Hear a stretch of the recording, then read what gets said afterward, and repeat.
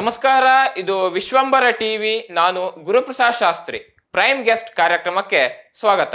ಇವತ್ತು ನಮ್ಮ ಜೊತೆಗಿದ್ದಾರೆ ಶ್ರೀಮತಿ ಭುವನೇಶ್ವರಿ ಪಾಟೀಲ್.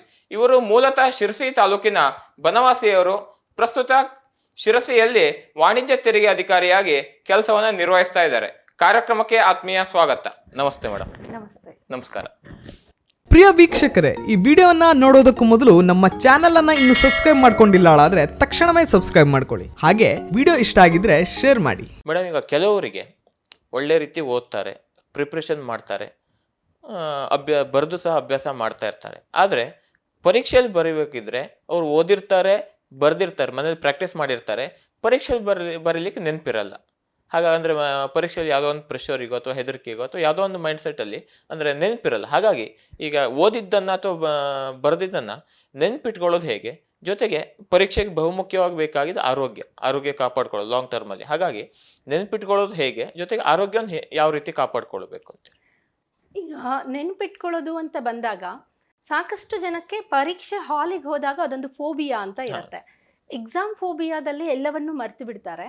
ಎಕ್ಸಾಮ್ ಬರೆಯೋಕ್ಕಿಂತ ಮೊದಲು ಒಂದು 2 ನಿಮಿಷಗಳ ಕಾಲ ನಾವು ಯಾವುದನ್ನು ವಿಚಾರ ಮಾಡದೆ ಬ್ಲ್ಯಾಂಕ್ ಆಗಿ ಇರಬೇಕಾಗತ್ತೆ. ಅದಕ್ಕೂ ಮುನ್ನ ನಾವು ಪ್ರಿಪ್ರೇಷನ್ ಮಾಡುವಾಗ ಇದು ಮರ್ತು ಹೋಗುತ್ತೆ ಅಂತಾನೆ ದೀರ್ಘವಾಗಿ ಅದರ ಮೇಲೇ ಕಾನ್ಸಂಟ್ರೇಟ್ ಮಾಡ್ತಾ ಇರ್ತೇವೆ. ಮರ್ತು ಹೋಗುತ್ತೆ ಅನ್ನೋದನ್ನ ಮ್ಯಾನಿಫೆಸ್ಟ್ ಮಾಡೋದಕ್ಕಿಂತ ನೆನಪಿರುತ್ತೆ ಅಂತ ಬರ್ಕೊಳ್ತಾ ಹೋದ್ರೆ ಅದು ನೆನಪಿರುತ್ತೆ. ಇನ್ನೂ ಒಂದು ಏನು ಅಂತಂದ್ರೆ, ಯಾವುದೋ ಒಂದು ವಿಷಯವನ್ನಷ್ಟೇ ದೀರ್ಘವಾಗಿ ಓದೋದು, ಇನ್ನೊಂದು ವಿಷಯಗಳನ್ನ ಮರ್ತು ಬಿಡೋದು, ಈಗ ಲಿಂಕ್ ಮಾಡಿಕೊಂಡು ಓದೋದು ತುಂಬಾ ಇಂಪಾರ್ಟೆಂಟ್ ಆಗುತ್ತೆ. ಸೈನ್ಸ್ ಓದ್ತಾ ಇರ್ಬೇಕಾದ್ರೇನೆ ಅಲ್ಲೆಲ್ಲೋ ನನಗೆ ಬೇಸರ ಆಯ್ತು, ಇದು ಮರ್ತು ಹೋಗುತ್ತೆ ಅಂದಾಗ ನಾನು ಏನ್ ಮಾಡಬೇಕು, ಪೊಲಿಟಿಕಲ್ ಸೈನ್ಸಿಗೆ ಶಿಫ್ಟ್ ಆಗಬೇಕು. ಪೊಲಿಟಿಕಲ್ ಸೈನ್ಸ್ ಓದ್ತಾ ಇದ್ದಂಗೆನೆ ಆಯ್ತು, ಈಗ ಅರ್ಧ ಗಂಟೆ ನಾನು ಇದನ್ನು ಓದಿದ್ದೇನೆ, ಬರ್ದಿದ್ದೇನೆ, ತೆಗ್ದಿದ್ದೇನೆ, ಇದು ಮರಿಬಾರ್ದು ಅಂತಂದ್ರೆ ಮತ್ತು ಬೇರೆ ನನಗೆ ಇಂಟ್ರೆಸ್ಟ್ ಇರುವಂತ ವಿಷಯಕ್ಕೆ ಶಿಫ್ಟ್ ಆಗಬೇಕು. ಹೀಗೆ ವಿಷಯಗಳಿಂದ ವಿಷಯಕ್ಕೆ ಶಿಫ್ಟ್ ಆಗೋದ್ರಿಂದ ಕೂಡ ನಾವು ನೆನ್ಪಿಟ್ಕೊಳ್ಳೋಕೆ ಸಾಧ್ಯ. ಇನ್ನು ಕಾನ್ಸ್ಟಿಟ್ಯೂಷನ್ ಓದುವಾಗ ತುಂಬಾ ಜನ ಏನ್ ಮಾಡ್ತಾರೆ ಅಂತಂದ್ರೆ, ಒಂದು ಕಡೆಯಿಂದ ಓದ್ತಾ ಹೋಗ್ತಾರೆ, ಮೊದಲು ಬಂದಿದ್ದೇನು ಅಂತ ಆಮೇಲೆ ಮರ್ತು ಹೋಗತ್ತೆ. ಯಾವತ್ತು ಕಾನ್ಸ್ಟಿಟ್ಯೂಷನ್ ಬುಕ್ಕನ್ನೆಲ್ಲ ಹಾಗೆ ಓದಬಾರ್ದು. ನಾನು ಹೀಗೊಂದು ಪೆನ್ ಇಟ್ಟು ತೆಗೆದಾಗ ಯಾವ ಪೇಜ್ ಬರುತ್ತೆ ಅದನ್ನು ಓದಬೇಕು. ಅಲ್ಲಿ ಪರ್ಟಿಕ್ಯುಲರ್ ಆಗಿ ಯಾವ ಆರ್ಟಿಕಲ್ ಇರುತ್ತೆ, ಆ ಆರ್ಟಿಕಲ್ಗೆ ಸಂಬಂಧಿಸಿದಂತಹ ಎಲ್ಲ ಚೇಂಜಸ್ಗಳನ್ನ ಇವತ್ತೇನಾಗಿದೆ ಅದು ಎಲ್ಲದನ್ನು ಸುದೀರ್ಘವಾಗಿ ಓದಿ ಅದನ್ನು ನೆನ್ಪಿಟ್ಕೊಂಡು ಬಿಡಬೇಕು. ಹೀಗೆ ವಿಷಯಗಳನ್ನ ಓದುವಾಗ ಎಲ್ಲ ಆಂಗಲ್ ಇಂದ ಓದಿ ಅದನ್ನು ಒಂದು ಕಡೆ ರೆಕಾರ್ಡ್ ಮಾಡಿಟ್ಕೊಂಡಂಗೆ ನಮ್ಮ ತಲೆಯಲ್ಲಿ. ಈಗ ಒಂದು ಕಡೆಯಿಂದ ಓದ್ತಾ ಹೋದಾಗ ಏನೋ ನಾವು ಅದನ್ನ ಮಗಪ್ ಮಾಡ್ಕೊಂಡಂಗೆ ಆಗತ್ತೆ. ಬಾಯ್ಹೆಟ್ ಹಾಕೊಂಡು ಬರೆಯಕ್ ಆಗೋದಿಲ್ಲ ಎಲ್ಲದನ್ನೂ. ಅಲ್ಲೂ ಕೂಡ ಮರ್ತು ಹೋಗುವಂತ ಸಮಸ್ಯೆಗಳು ಇರುತ್ತೆ. ಇನ್ನು ಪರೀಕ್ಷೆ ಬರಿಬೇಕಾದ್ರೆ ಸಾಕಷ್ಟು ಜನಕ್ಕೆ ಏನಾಗ್ಬಿಡತ್ತೆ ಅಂದ್ರೆ, ಪ್ರಶ್ನೆನ ಅರ್ಥ ಮಾಡ್ಕೊಳಕ್ ಆಗಲ್ಲ ಭಯದಲ್ಲಿ. ಪ್ರಶ್ನೆ ಅರ್ಥ ಆಗಬೇಕು ಅಂದ್ರೆ ಸ್ವಲ್ಪ ನಾವು ತಾಳ್ಮೆಯಿಂದ ಪ್ರಶ್ನೆಗಳನ್ನ ಓದಬೇಕು. ಓದಿದ ಮೇಲೆ ಆ ಪ್ರಶ್ನೆಗೆ ಉತ್ತರ ಬರೆಯಬೇಕಾದ್ರೆ ಯಾವೆಲ್ಲ ಆಂಗಲ್ ಇಂದ ನಾನು ಇದಕ್ಕೆ ಉತ್ತರ ಬರೀಬೇಕು ಅನ್ನೋದನ್ನ ಒಂದು ಸೈಡಿಗೆ ನಾವು ಚಾಕೌಟ್ ಹಾಕಿಟ್ಕೊಳ್ಬೇಕು. ಆವಾಗ ಮರ್ತು ಹೋಗಲ್ಲ. ಒಂದಾದ್ಮೇಲೆ ಒಂದು ಇದೇ ಆಂಗಲ್ ಅಲ್ಲೇ ಈ ಆನ್ಸರ್ ಹೋಗ್ಬೇಕು, ಬರಿತಾ ಹೋಗ್ಬೇಕು ಅನ್ನೋದು ನಮಗೊಂದು ಗಮನ ಇರುತ್ತೆ. ಹಾಗಾಗಿ ಮರಿಬಾರ್ದು. ಮರ್ತು ಹೋಗುತ್ತೆ ಅನ್ನೋದನ್ನ ಮ್ಯಾನಿಫೆಸ್ಟ್ ಮಾಡೋದಕ್ಕಿಂತ ಮರೀದೇ ಇರೋದಕ್ಕೆ ಹೇಗೆ ನೆನ್ಪಿಟ್ಕೊಳ್ಳೋದು ಅಥವಾ ನೆನಪಿರತ್ತೆ ಅಂತ ಅನ್ಕೊಂಡು ಹೋದ್ರೆ ನೆನಪಾಗತ್ತೆ. ಬಹಳ ಬಾರಿ ಎಕ್ಸಾಮ್ಗಳು ಬಂದಾಗ ನಾವು ಓದಕ್ ಕೂಡ್ತೇವೆ, ಅದು ಕೂಡ ಮರ್ತು ಹೋಗೋದಕ್ಕೆ ಒಂದು ಕಾರಣ. ಪ್ರೆಷರ್ ಅಲ್ಲಿ ಮರ್ತು ಹೋಗತ್ತೆ. ಹಾಗಾಗಿ ಸುದೀರ್ಘವಾದ ಅಧ್ಯಯನವಿದ್ದಾಗ ಇವತ್ತು ಕೂಡ ನಮ್ಮ ಕೈಯಲ್ಲಿ ಪೇಪರ್ ಕೊಟ್ರೆ ನಾವು 50ಕ್ಕೆ ಒಂದು 40 ಅಂಕದ್ದಾದ್ರೂ ನಾವು ಟಚ್ ಮಾಡ್ತೀವಿ ಅನ್ನೋ ಧೈರ್ಯ ಇರಬೇಕು ಎನಿ ಟೈಮ್. ಅಷ್ಟು ನಾವು ಸುದೀರ್ಘವಾದ ಅಧ್ಯಯನವನ್ನ ಮಾಡಬೇಕಾಗತ್ತೆ. ಮತ್ತು ವಿಷಯವನ್ನ ತುಂಬಾ ಆಳವಾಗಿ ಅಧ್ಯಯನ ಮಾಡ್ಕೊಂಡ್ರೆ ಅದು ಮರ್ತು ಹೋಗುದಿಲ್ಲ. ಈ ಆರೋಗ್ಯವನ್ನು ಯಾವ ರೀತಿ ಕಾಪಾಡ್ಕೊಳ್ಬೇಕು ಅಂತೀರಿ? ನಾವೇನ್ ಮಾಡ್ತೀವಿ ಅಂತಂದ್ರೆ, ಹೊರಗಡೆ ಇರುವಂತಹ ತುಂಬಾ ಜನ ಕಾಂಪಿಟೇಟಿವ್ ಎಕ್ಸಾಮ್ಸಿಗೆ ಕೋಚಿಂಗ್ ಸೆಂಟ್ರಿಗೆ ಹೋಗಿರ್ತಾರೆ. ಸಂಜೆ ಊಟ ಮಾಡೋಕ್ಕೆ ಬೇಸರ ಆಗಿರುತ್ತೆ ಅಥವಾ ಅಡಿಗೆ ಮಾಡೋದು ಕಷ್ಟ ಆಗಿರುತ್ತೆ ಅಂದ್ಕೊಂಡು ಏನು ಮಾಡ್ತಾರೆ, ಸಾಕಷ್ಟು ವಿದ್ಯಾರ್ಥಿಗಳು ಹಾಸ್ಟೆಲ್ ಊಟ ಬೋರ್ ಅಂತಾರೆ, ಪಾನಿಪೂರಿ ತಿನ್ಕೊಂಡು ಏನೋ ತಿನ್ಕೊಂಡು ಮಲ್ಕೊಳ್ಳೋದು. ಮರುದಿನ ಅದು ಆರೋಗ್ಯಕ್ಕೆ ಏನೋ ಒಂದು ಹಾನಿ ಆಗತ್ತೆ. ಅದಲ್ಲದೆ ಬಹಳ ದಿನಗಳ ಕಾಲ ಪಾನಿಪೂರಿ ಅಥವಾ ಜಂಕ್ಸ್ಗಳನ್ನು ತಿನ್ಕೊಂಡು ಇರ್ತಾರೆ, ಆವಾಗೂ ಕೂಡ ಆರೋಗ್ಯ ಹಾಳಾಗತ್ತೆ. ಹಾಗಾಗಿ ಸ್ವಲ್ಪ ಆರೋಗ್ಯವನ್ನು ಕಾಪಾಡ್ಕೊಳ್ಬೇಕು ಅಂತಂದರೆ ಫುಡ್ಡು ಕೂಡ ತುಂಬ ಇಂಪಾರ್ಟೆಂಟ್ ಆಗುತ್ತೆ. ಏನೋ ಫುಡ್ ತಿಂದು ನಾವು ತಿಂಗಳಾನುಗಟ್ಟಲೆ ಮತ್ತೆ ಎಕ್ಸಾಮ್ ಬಂದಾಗ ಒದ್ದಾಡೋದ್ರಕ್ಕಿಂತ ಸ್ವಲ್ಪ ಊಟ ಮಾಡುವಾಗ ಲಿಮಿಟಲ್ಲಿ, ತುಂಬ ಜಾಸ್ತಿ ಮಿತಾಹಾರಿ ದೀರ್ಘಾಯುಷಿ ಅನ್ನೋ ಒಂದು ಕಾನ್ಸೆಪ್ಟ್ ಇದೆ ಮೊದಲಿಂದನೂ. ತುಂಬ ಜಾಸ್ತಿ ಊಟ ಮಾಡಿದ್ರೆ ಬಹಳಷ್ಟು ಜನರಿಗೆ ನಿದ್ದೆ ಬಂದ್ಬಿಡತ್ತೆ. ಹಾಗಾಗಿ ಸ್ವಲ್ಪ ಸ್ವಲ್ಪ ಮಧ್ಯಕ್ಕೆ ಯಾವುದೋ ಒಂದು ಡ್ರೈ ಫ್ರೂಟ್ಸ್ ತಿನ್ಕೊಂಡು, ಆಮೇಲೆ ಏನೋ ಒಂದು ಒಳ್ಳೆ ಹಾಡು ಕೇಳ್ಕೊಂಡ್ರೂ ಆರೋಗ್ಯ ಸುಧಾರಿಸತ್ತೆ. ಹಾಗೆ ಆಮೇಲೆ ತುಂಬ ಕೂತು ಓದೋದ್ರಿಂದ ಕೆಲವರಿಗೆ ಬೆನ್ನು ನೋವು ಬರುತ್ತೆ, ಅಂಥವ್ರು ಓಡಾಡಿಕೊಂಡು ಓದಬಹುದು. ಆಮೇಲೆ ಓಡಾಡ್ತಾ ಒಂದು ಕಡೆ ಕೂತ್ಕೊಳ್ಬೋದು, ಎದ್ದು ಓಡಾಡ್ಕೊಂಡು ಓದೋದು. ಹೀಗೆ ಒಂದೇ ಕಡೆ ಕೂತು ಓದೋದಕ್ಕಿಂತ ವಿಷಯವನ್ನು ಒಂದು ಬಾರಿ ಓದ್ಕೊಂಡು ಅದರ ಬಗ್ಗೆ ತಲೆಯಲ್ಲಿ ಚಿಂತನೆ ಮಾಡ್ತಾ ಮಾಡ್ತಾ ಓಡಾಡಿಕೊಂಡು ಇರಬಹುದು. ಹೀಗೆ ಓಕೆ. ಈಗ ಈ ಕಾಂಪಿಟೇಟಿವ್ ಎಕ್ಸಾಮ್ಗಳಿಗೆ ಲಿಮಿಟೆಡ್ ಸಿಲೆಬಸ್ ಅಂತ ಇರಲ್ಲ, ಸಿಲೆಬಸ್ ಹೇಳೋದು ವಾಸ್ಟಾಗಿರುತ್ತೆ. ಹಾಗಾಗಿ ಸಬ್ಜೆಕ್ಟ್ಗಳು ಸಹ ಸಾಕಷ್ಟು ಸಬ್ಜೆಕ್ಟ್ಗಳು ಇರುತ್ತೆ. ಅದರಲ್ಲಿ ಬಹುಮುಖ್ಯವಾಗಿ ಈಗ ವಿಜ್ಞಾನ ಇರ್ಬೋದು, ಅಥವಾ ಪ್ರಚಲಿತ ಘಟನೆಗಳು ಇರ್ಬೋದು, ಇತಿಹಾಸ ಇರ್ಬೋದು, ಈ ರೀತಿ ವಿಷಯಗಳನ್ನು ಕಾಂಪ್ಲಿಕೇಟೆಡ್ ಅಂತ ಏನು ಕರಿತೀವಿ, ಅದನ್ನು ಅಧ್ಯಯನ ಮಾಡಬೇಕಿದ್ರೆ ಯಾವ ರೀತಿ ಅಧ್ಯಯನ ಮಾಡಬೇಕು ಅಂತೀರಿ? ಈಗ ಇದು ನಿಂತ ನೀರಲ್ಲ, ಪ್ರತಿದಿನನೂ ಹೊಸ ಹೊಸ ವಿಚಾರಗಳು ಸೇರ್ತಾನೆ ಹೋಗ್ತಾ ಇರುತ್ತೆ. ಸಿಲೆಬಸ್ ಕೂಡ ತುಂಬ ವ್ಯಾಸ್ಟ್ ಆಗ್ತಾನೆ ಹೋಗ್ತಾ ಇರುತ್ತೆ. ಹಳೆಯ ಪ್ರಶ್ನೆಗಳ ಥರ ನೇರವಾದ ಪ್ರಶ್ನೆಗಳು ಇವತ್ತು ಪ್ರಶ್ನೆ ಪತ್ರಿಕೆಯಲ್ಲಿ ಇಲ್ಲ. 3-4 ವಿಷಯಗಳನ್ನು ಸೇರಿದ ಪ್ರಶ್ನೆಗಳು ಬರ್ತಾ ಇದ್ದಾವೆ ಅಂತ ಅಂದಾಗ ನಮ್ಮ ಉತ್ತರ ಕೂಡ ಅದಕ್ಕೆ ರೆಡಿ ಆಗಿರಬೇಕು. ನಾ ಈಗಾಗಲೇ ಇದಕ್ಕೆ ಉತ್ತರಿಸಿದ್ದೇನೆ. ಹೇಗೆ ಅಂತಂದರೆ, ನಾವು ಒಂದು ಉತ್ತರ ಕೊಡ್ತಾ ಇದ್ದೇವೆ ಅಂತಂದಾಗ ಪ್ರಿಲಿಮ್ಸ್, ಮೇನ್ಸ್ ಮತ್ತು ಇಂಟರ್ವ್ಯೂ ಎಲ್ಲದನ್ನು ತಲೆಯಲ್ಲಿ ಇಟ್ಕೊಂಡು ನಾವು ಉತ್ತರವನ್ನು ಈಗಲೇ ಸಿದ್ಧ ಮಾಡ್ಕೊಳ್ಬೇಕಾಗತ್ತೆ. ಪರೀಕ್ಷೆಗೆ ಹೋಗುವ ಮುನ್ನವೇ ಎಲ್ಲ ಶಸ್ತ್ರಾಸ್ತ್ರಗಳನ್ನು ನಾವು ರೆಡಿ ಇಟ್ಕೊಳ್ಬೇಕು. ಎಲ್ಲೋ ನಾವು ಫೇಲ್ ಆಗ್ತೇವೆ ಅಂದ್ಕೊಂಡು ಒಂದೇ ಆ್ಯಂಗಲ್, ಈಗ ಪ್ರಿಲಿಮ್ಸ್ ಓದೋದಕ್ಕೆ ಮಾತ್ರ ರೆಡಿಯಾಗಿ ಹೋಗಿರ್ತಾರೆ ಬಹಳಷ್ಟು ವಿದ್ಯಾರ್ಥಿಗಳು. ಮೇನ್ಸ್ ಬರೋ ಹೊತ್ತಿಗೆ ಸಮಯವೇ ಇರಲ್ಲ, ಓದಕ್ಕಾಗಿರಲ್ಲ. ನಾವು ಬೇರೆ ಬೇರೆ ಪ್ರಶ್ನೆ ಪತ್ರಿಕೆಗಳನ್ನು ನೋಡಿ ಅದರಿಂದ ಕಲಿಯೋದು ಬಹಳ ಇರುತ್ತೆ. ಈ ಪ್ರಶ್ನೆಗಳಿಗೆ ಉತ್ತರ ಹೇಗಿದೆ ಅಂದರೆ, ಈ ಪ್ರಶ್ನೆ ಹೀಗೆ ಬಂದಿದೆ ಅಂತಂದರೆ ಇಂತಹ ವಿಚಾರಗಳು ಪ್ರಚಲಿತದಲ್ಲೆಲ್ಲೋ ನಡೀತಾ ಇದೆ. ಈಗ ಎಲ್ಲೋ ಒಂದು ಕಡೆಗೆ ಭೂಕಂಪ ಆಗಿದೆ ಅಂತಂದರೆ, ಅಥವಾ ಎಲ್ಲೋ ಒಂದು ಕಡೆಗೆ ಸುನಾಮಿ ಬಂದಿದೆ ಅಂತಂದರೆ ಆ ವಿಷಯಗಳ ಬಗ್ಗೆ ಏನೋ ಒಂದು ಪ್ರಶ್ನೆ ಬರುತ್ತೆ, ಅಥವಾ ಆ ಪ್ರದೇಶದ ಇತಿಹಾಸದ ಬಗ್ಗೆ ಒಂದು ಪ್ರಶ್ನೆ ಬರುತ್ತೆ. ಯಾವತ್ತೂ ಇವತ್ತಿನ ಪ್ರಶ್ನೆ ಪತ್ರಿಕೆಗಳಲ್ಲಿ ಪ್ರಚಲಿತ ವಿದ್ಯಮಾನಗಳನ್ನು ನೇರವಾಗಿ ಪ್ರಶ್ನಿಸ್ತಾ ಇಲ್ಲ. ಈಗ ಒಂದು 100 ವರ್ಷದ ಶತಮಾನೋತ್ಸವನೋ ಅಥವಾ ಏನನ್ನೋ ಒಂದು ಆಚರಣೆ ಮಾಡ್ತಾ ಇದ್ದಾರೆ ಅಂದರೆ ಅದರ ಇತಿಹಾಸಕ್ಕೆ ಸಂಬಂಧಿಸಿದ ಪ್ರಶ್ನೆಗಳನ್ನು ಕೇಳ್ತಾರೆ.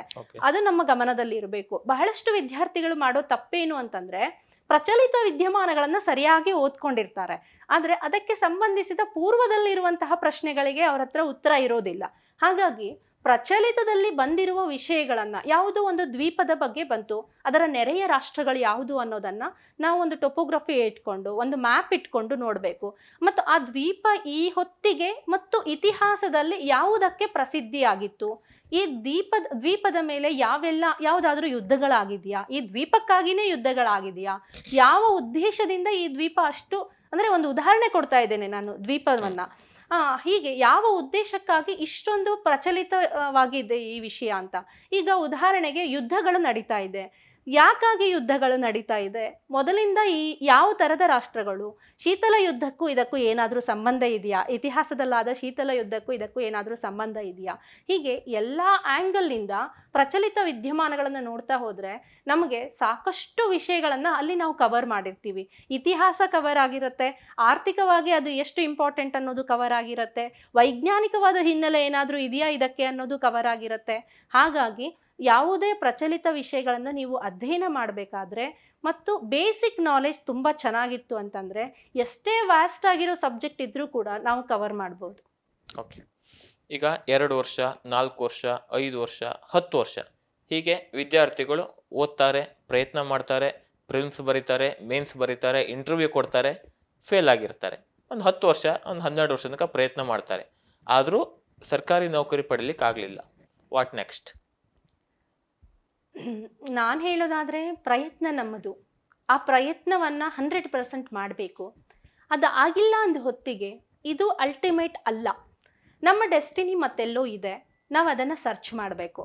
ಮತ್ತು ಬಹಳಷ್ಟು ವಿದ್ಯಾರ್ಥಿಗಳನ್ನು ನೋಡ್ತೀವಿ, ಕೋಟಾದಲ್ಲಿ ಆಗ್ತಾ ಇರುವಂಥ ವಿಚಾರಗಳನ್ನು ನೋಡ್ತೀವಿ, ಅಲ್ಲಿ ಬರ್ತಾರೆ ಸುಸೈಡ್ ಮಾಡ್ಕೋತಾ ಇದ್ದಾರೆ ಅನ್ನೋ ವಿಷಯಗಳು.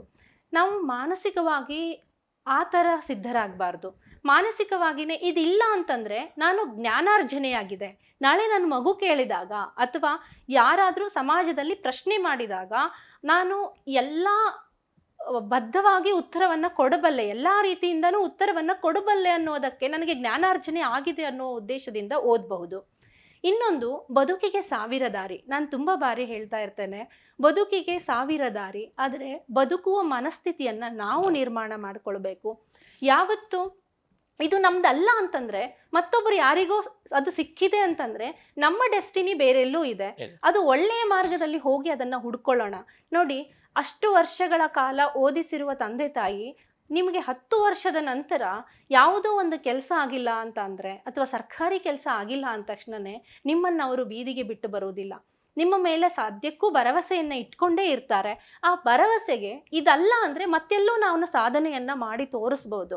ಎಷ್ಟೋ ಜನ ಮಹಿಳಾ ವಿಜ್ಞಾನಿಗಳನ್ನು ನಾವು ಮಂಗಳಯಾನದಲ್ಲಿ ನೋಡಿದ್ವಿ ಮತ್ತು ಚಂದ್ರಯಾನದಲ್ಲಿ ನೋಡಿದ್ವಿ. ಆಗೆಲ್ಲ ಎಷ್ಟು ಸಂತಸ ಆಗ್ತಿತ್ತು ಅಂತಂದರೆ, ಬಹಳಷ್ಟು ಪಾಲಕರು ಅಂದ್ಕೊಂಡ್ಬಿಟ್ಟಿದ್ದಾರೆ ನಮ್ಮ ಮಕ್ಕಳು IAS ಆಗಬೇಕು, IPS ಆಗಬೇಕು, KAS ಆಗಬೇಕು ಅನ್ನೋದು ಅವ್ರ ತಲೆಯಲ್ಲಿ ಇರುತ್ತೆ.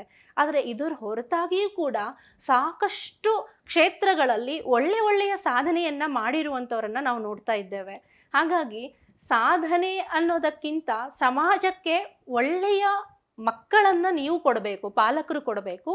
ಅದರೊಟ್ಟಿಗೆ ಅಷ್ಟು ವರ್ಷ ಕಾದಿರುವ ತಂದೆ ತಾಯಿಗಳಿಗೆ ಭರವಸೆಯೊಟ್ಟಿಗೆ ನಾನು ಏನಾದರೂ ಸಾಧಿಸ್ತೇನೆ, ಜೀವನದಲ್ಲಿ ಒಳ್ಳೆಯ ದಾರಿ ಮೂಲಕ ಹೋಗಿ ಗುರಿ ಮುಟ್ಟುತ್ತೇನೆ ಅನ್ನುವ ಭರವಸೆಯನ್ನು ಮಕ್ಕಳು ಕೊಡಬೇಕು. ಹಾಗೆ ಈ ಕೆಲಸ ಆಗಿಲ್ಲ ಅಂತಂದರೆ ಮುಂದೆ ಏನು ಅನ್ನೋದನ್ನು ನಾವು ಓದುವಾಗಲೇ ಸಿದ್ಧರಾಗಬೇಕು.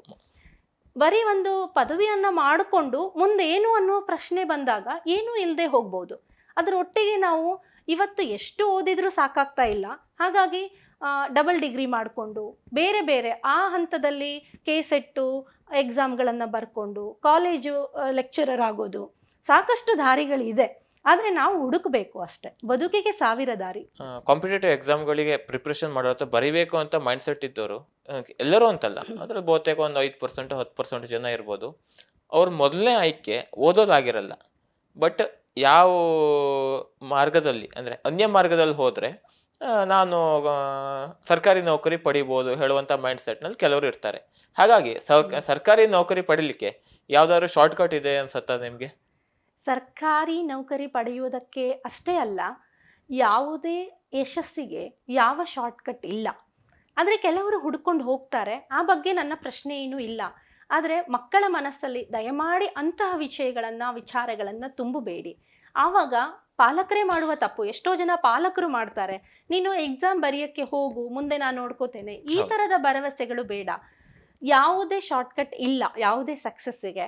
ಅಧ್ಯಯನ ಇಲ್ಲದೆ ಹೊರತು ನಾವು ಪರೀಕ್ಷೆಗಳನ್ನು ಎದುರಿಸುವುದು ಅಷ್ಟು ಸುಲಭ ಅಲ್ಲ. ನನ್ನ ಒಂದೇ ಪ್ರಶ್ನೆ, ನಾವು ಅನ್ಯ ಮಾರ್ಗದ ಮೂಲಕ ಬರ್ತೀವಿ ಅನ್ನೋದು ತಲೆಯಲ್ಲಿ ಇಟ್ಕೊಂಡು ಬರುವ ವಿದ್ಯಾರ್ಥಿಗಳಿಗೆ ನೀವು ಎಲ್ಲರ ಕಣ್ಣನ್ನು ಮುಚ್ಚಿಸ್ಬೋದು, ಆದರೆ ಅಂತರಾತ್ಮದ ಕಣ್ಣನ್ನು ಮುಚ್ಚಿಸೋಕ್ಕಾಗಲ್ಲ. ನಮ್ಮನ್ನು ನಾವು ಪ್ರಶ್ನೆ ಮಾಡಿಕೊಂಡಾಗ ಆ ಪ್ರಶ್ನೆಗೆ ಉತ್ತರ ಇರಬೇಕು. ಹೌದು, ನಾನು ಅಧ್ಯಯನ ಮಾಡಿ ಬಂದಿದ್ದೇನೆ, ನಾನು ಗುರಿಯನ್ನು ತಲುಪಿದ್ದೇನೆ ಅಂತಂದರೆ ನನ್ನ ಛಲ ಮತ್ತು ನನ್ನ ಸತತವಾದ ಅಧ್ಯಯನದ ಫಲವಾಗಿ ನಾನು ಗುರಿಯನ್ನು ತಲುಪಿದ್ದೇನೆ ಅನ್ನೋ ಉತ್ತರ ನಿಮ್ಮ ಪ್ರಶ್ನೆಗೆ ನಿಮಗೆ ಸಿಗಬೇಕು. ಹಾಗಾಗಿ ಎಲ್ಲರ ಕಣ್ಣನ್ನು ಮುಚ್ಚಿಸ್ಬೋದು, ಆದರೆ ಅಂತರಾತ್ಮದ ಕಣ್ಣನ್ನು ಮುಚ್ಚಿಸೋಕ್ಕಾಗೋದಿಲ್ಲ. ಹಾಗಾಗಿ ನನ್ನ ಪ್ರಕಾರ ಯಾವುದೇ ಯಶಸ್ಸಿಗೆ ಶಾರ್ಟ್ಕಟ್ ಇಲ್ಲ. ದಯಮಾಡಿ ಪಾಲಕರು ಇದನ್ನು ತಲೆಯಲ್ಲಿ ತುಂಬಬೇಡಿ. ಯಾವುದೇ ಮಕ್ಕಳ ತಲೆಯಲ್ಲಿ ಈ ಥರದ ಶಾರ್ಟ್ಕಟ್ ಇದೆ ಅಂತ ಮತ್ತು ತುಂಬ ಜನ ಹೇಳ್ತಾ ಇರ್ತಾರೆ. ಎಷ್ಟೋ ಪಾಲಕರು ಅಂಥ ವಿಷಯಗಳಿಗೆ ಬಿದ್ದು ಕೈ ಸುಟ್ಕೊಂಡವರು ಇದ್ದಾರಂತೆ. ಆದರೆ ಆ ವಿಷಯ ಏನು ಅಂತಂದರೆ ಅದು ಅವರವರ ವೈಯಕ್ತಿಕ. ಆದರೆ ನನ್ನ ಪ್ರಕಾರ ಬರುವ ವಿದ್ಯಾರ್ಥಿಗಳಲ್ಲಿ ಒಂದು ಮನವಿ, ದಯಮಾಡಿ ಋಣಾತ್ಮಕ ವಿಚಾರಗಳ ಕಡೆಗೆ ತಲೆಯನ್ನು ಹಾಕಬೇಡಿ. ಸಕಾರಾತ್ಮಕವಾಗಿ ಏನನ್ನಾದರೂ ಸಾಧಿಸ್ತೇನೆ ಅಂತ ಬನ್ನಿ ಅನ್ನೋದೇ ನನ್ನ ಒಂದು ಕಳಕಳಿಯ ಮನವಿ. ಓಕೆ, ಒಬ್ಬ KAS ಅಧಿಕಾರಿಯಾಗಿ ಒಟ್ಟಾರೆಯಾಗಿ ಏನು ಕಾಂಪಿಟೇಟಿವ್ ಎಕ್ಸಾಮ್ ಪ್ರಿಪ್ರೇಷನ್ ಮಾಡ್ತಾ ಇದ್ದಾರೆ ಅವ್ರಿಗೆ ಏನು ಹೇಳಲಿಕ್ಕೆ ಬಯಸ್ತೀರಿ? ಒಟ್ಟಾರೆಯಾಗಿ ಹೇಳಬೇಕು ಅಂತಂದರೆ, ಗುರಿ ಇರಲಿ, ಛಲ ಇರಲಿ, ಅಧ್ಯಯನವಿರಲಿ, ತಾಳ್ಮೆ ಇರಲಿ, ಅದರೊಟ್ಟಿಗೆ ಏನನ್ನಾದರೂ ಸಾಧಿಸಿದ ಮೇಲೆ ಸೇವೆಗಾಗಿ ಬಂದಿದ್ದೇವೆ, ನಾವು ಅಧಿಕಾರಿ ಶಾಹಿತ್ವವನ್ನು ಮುಂದುವರಿಸ್ಕೊಂಡು ಹೋಗೋಕ್ಕೆ ಬಂದಿಲ್ಲ, ನಾವು ಸೇವೆಗಾಗಿ ಬಂದಿದ್ದೇವೆ ಅನ್ನುವ ಮನೋಭಾವ ಇರಲಿ. ಋಣಾತ್ಮಕ ವಿಚಾರಗಳಿಂದ ಹೊರಗಡೆ ಬನ್ನಿ. ಒಂದು ಸಕಾರಾತ್ಮಕವಾದ, ಒಂದು ಆರೋಗ್ಯಯುತವಾದ ಸಮಾಜವನ್ನು ಕಟ್ಟುವ ಮನಸ್ಥಿತಿಯಿಂದ ಬನ್ನಿ. ಒಡೆಯುವ ಮನಸ್ಥಿತಿಗಿಂತ ಕಟ್ಟುವ ಮನಸ್ಥಿತಿಗೆ ಆ ದೇವರು ಕೂಡ ಮೆಚ್ಚುತ್ತಾನೆ ಅಂತ ನಾನು ಅಂದ್ಕೊಂಡಿದ್ದೇನೆ. ಹಾಗಾಗಿ ದಯಮಾಡಿ ನೀವೆಲ್ಲರೂ KAS ಆಗಬೇಕು, IAS ಆಗಬೇಕು ಅಂತ ಹೇಳಿ ಬಂದಾಗ ನೀವು ಅಧಿಕಾರಿಗಳು ಅನ್ನುವುದನ್ನು ತಲೆಯಲ್ಲಿ ಇಟ್ಕೊಂಡಲ್ಲ, ನಾವು ಜನಸೇವಕರು ಅಂತ ಅನ್ಕೊಂಡು ಬನ್ನಿ ಅನ್ನೋದೇ ನನ್ನ ಮಾತು. ಇವತ್ತಿನ ಪ್ರೈಮ್ ಗೆಸ್ಟ್ ಕಾರ್ಯಕ್ರಮದಲ್ಲಿ ನಮ್ಮ ಜೊತೆ ಉಪಸ್ಥಿತರಿದ್ದು ಅಭಿಪ್ರಾಯ ಅನಿಸಿಕೆ ಹಂಚಿಕೊಂಡಿರುವ ಶ್ರೀಮತಿ ಭುವನೇಶ್ವರಿ ಪಾಟೀಲ್ ಇವರಿಗೆ ವಿಶ್ವಂಬರ ಟಿವಿ ವತಿಯಿಂದ ಹೃತ್ಪೂರ್ವಕ ಕೃತಜ್ಞತೆಗಳನ್ನ ಸಲ್ಲಿಸ್ತಾ ಇದ್ದೀವಿ. ವಿಶ್ವಂಬರ ಟಿವಿ ಕುರಿತಾಗಿ ಒಂದೆರಡು ಅನಿಸಿಕೆಯನ್ನು ಹಂಚ್ಕೋಬೇಕಂತ ಕೇಳ್ಕೊತೀನಿ. ನಿಮಗೂ ಕೂಡ ಇಂಥದ್ದೊಂದು ಅವಕಾಶಕ್ಕಾಗಿ ಧನ್ಯವಾದಗಳು. ನಾನು ವಿಶ್ವಂಬರ ಟಿವಿಯನ್ನು ನೋಡ್ತಾ ಇದ್ದಾಗ ನಮಗೆ ಲೋಕಲ್ ಅಂತಂದರೆ ಇಲ್ಲಿ ಸ್ಥಳೀಯವಾಗಿ ಆಗುವ ವಿಚಾರಗಳು ಮತ್ತು ಉತ್ತರ ಕನ್ನಡದ ವಿಚಾರಗಳನ್ನು ಬಹುಬೇಗ ತಿಳ್ಕೊಳ್ಬೋದು. ಮತ್ತು ಉತ್ತರ ಕನ್ನಡದವರು ಬುದ್ಧಿವಂತರು ಅನ್ನೋ ಒಂದು ಮಾತಿದೆ. ಹಾಗೆ ಪ್ರತಿನಿತ್ಯ ಒಬ್ಬ ಪ್ರೈಮ್ ಗೆಸ್ಟನ್ನು, ಬುದ್ಧಿವಂತರನ್ನು ಕರ್ಕೊಂಡು ಬಂದು ವಿಚಾರಗಳ ವಿನಿಮಯ ಮಾಡ್ಕೊಳ್ತಾ ಇರೋದಿರ್ಬೋದು. ಮತ್ತು ನಿಮ್ಮದೊಂದು ಪತ್ರಿಕೆ ಇದೆ, ಆ ಪತ್ರಿಕೆಯನ್ನು ಕೂಡ ನಾನು ನೋಡ್ತಾ ಇರ್ತೇನೆ. ಮತ್ತು ಪ್ರತಿ ರಾತ್ರಿಯ ಪ್ರೈಮ್ ಗೆಸ್ಟ್ ಬೇರೆ ಬೇರೆ ವಿಚಾರಗಳನ್ನು ನೀವಲ್ಲಿ ಹೇಳ್ತಾ ಇರ್ತೀರಾ. ಮತ್ತು ನೀವು ಕೂಡ BCom ಮಾಡಿದವರು ಅಂತ ಕೇಳ್ಪಟ್ಟೆ. ಹಾಗೆ ಯಾವುದೇ ಶಿಕ್ಷಣಕ್ಕೂ ಮತ್ತು ಆಸಕ್ತಿಗೂ ಸಂಬಂಧ ಇರೋದಿಲ್ಲ, ಆಸಕ್ತಿ ಬೇರೆ. ಆದರೆ ಜರ್ನಲಿಸಮಲ್ಲಿ ಒಂದು ಆಸಕ್ತಿ ಇಟ್ಕೊಂಡು ಸ್ಥಳೀಯ ವಿಚಾರಗಳು ಬೇರೆ ಹೊರಗಡೆ ಇರೋರಿಗೂ ಕೂಡ ತಿಳಿಬೇಕು ಅನ್ನುವ ನಿಮ್ಮ ಮನಸ್ಥಿತಿ ಇದೆಯಲ್ಲ, ಅದು ಸಿರಸಿಗೂ ಒಳ್ಳೇದು ಮಾಡ್ತಾ ಇದೆ. ಉತ್ತರ ಕನ್ನಡ ಜಿಲ್ಲೆಯಲ್ಲಿ ಇವತ್ತು ವಿಶ್ವಂಬರ ಅಂತ ಇರೋದು ನಾಳೆ ರಾಜ್ಯಾದ್ಯಂತ ಒಂದು ಹೆಸರಾದಂತಹ ಒಂದು ಚಾನಲ್ ಆಗಲಿ ಅನ್ನೋ ಒಂದು ವಿಶಸ್ ನಾನು ಕೂಡ ಕೊಡ್ತೇನೆ. ಆ ಮಾರಿಕಾಂಬೆ ನಿಮಗೆ ಹರಿಸ್ಲಿ. ತುಂಬ ಒಳ್ಳೆ ಚಾನಲ್ಲು, ಒಳ್ಳೊಳ್ಳೆ ವಿಚಾರಗಳನ್ನು ನೀವು ಜನರಿಗೆ ತಲುಪಿಸ್ತಾ ಇದ್ದೀರಾ. ದಯಮಾಡಿ ಎಲ್ಲರೂ ನಿಮ್ಮಲ್ಲಿರುವ ಒಳ್ಳೆಯ ವಿಚಾರಗಳಿಗೆ ವಿಶ್ವಂಬರ ಟಿವಿಯನ್ನು ಸಂಪರ್ಕಿಸಿ, ಅವರಿಗೆ ನಿಮ್ಮ ಸಪೋರ್ಟನ್ನು, ನಿಮ್ಮ ಸಹಕಾರವನ್ನು ಯಾವತ್ತೂ ನೀಡಿ ಅಂತ ನಾನು ಸಿರಸಿಯ ಪ್ರತಿಯೊಬ್ಬರಲ್ಲೂ ಕೇಳ್ಕೊತಾ ಇದ್ದೇನೆ. ಓಕೆ, ಧನ್ಯವಾದ. ಧನ್ಯವಾದ.